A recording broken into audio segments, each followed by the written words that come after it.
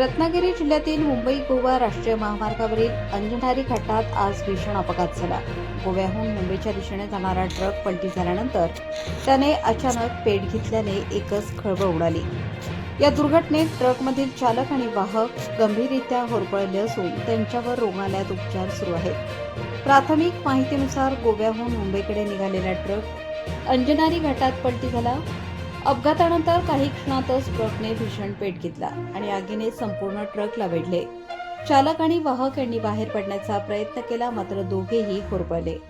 घटनेची माहिती मिळताच अग्निशमन दल, पोलीस आणि स्थानिक प्रशासन घटनास्थळी दाखल झाले।